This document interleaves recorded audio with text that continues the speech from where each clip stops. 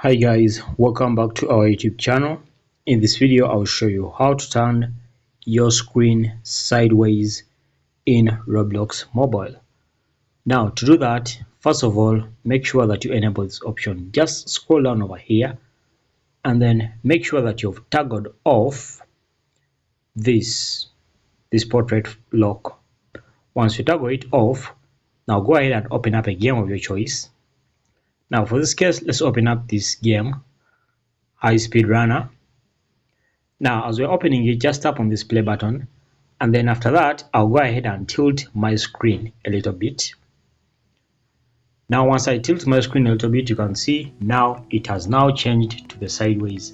Now I can even go ahead and play this game as I want. You can see it's already in the sideways. So basically that's it guys. Thanks for watching.